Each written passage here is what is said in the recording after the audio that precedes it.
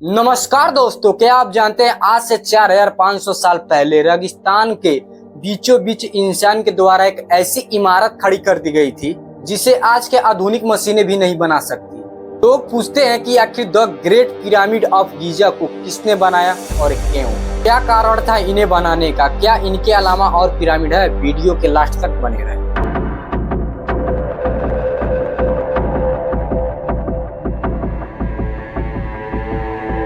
Giza के मैदान में यह जो 3 विशाल पिरामिड दिखते हैं यह कोई इत्तेफाक नहीं है। इनमें सबसे बड़ा है द ग्रेट पिरामिड, जिसे राजा खुफरू ने करीब 2560 ईसा पूर्व में बनवाया था। इसके ठीक बगल में जो दूसरा बड़ा पिरामिड है उसे उनके बेटे राजा खाफरे ने तैयार करवाया था, और जो तीसरा छोटा पिरामिड है खाफरे के बेटे मेनकावरे ने तैयार करवाया था। इन राजाओं ने सिर्फ अपनी कर्म के लिए नहीं बल्कि अपनी अमरता और ब्रह्मांड की शक्तियों को जोड़ने के लिए बनवाया था।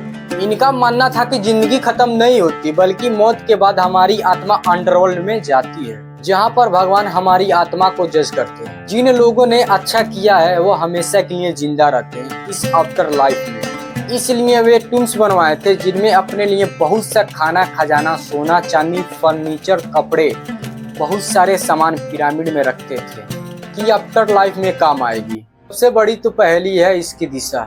पिरामिड के चारों कोने बिल्कुल सटीक तरीके से उत्तर, दक्षिण, पूर्व और पश्चिम की तरफ इशारा करती है।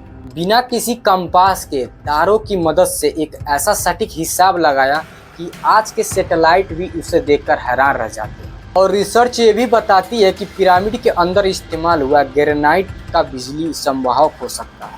कई थ्योरी ये भी कहती है कि पिरामिड प्राचीन काल में पावर प्लांट थी जो धरती की ऊर्जा खींचकर बिजली पैदा करती है। यह सिर्फ 3 पिरामिड नहीं बल्कि 118 से भी ज्यादा पिरामिड है। पर हम सिर्फ गीजा को क्यों देखते हैं?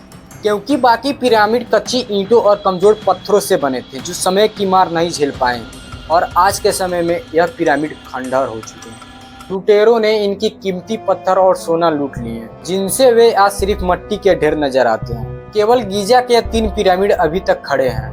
इस विशाल इमारत को बनाने में करीब 23 लाख पत्थर लगे थे, जिनमें लाइमस्टोन, चूना पत्थर और सबसे मजबूत ग्रेनाइट पत्थर का उपयोग किया गया था।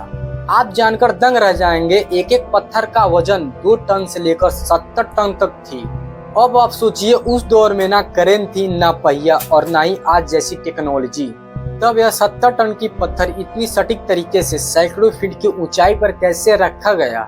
सिर्फ 20 साल में। हाँ, आप सही सुने, इस पिरामिड को बनाने में करीब 20 साल का टाइम लगा था।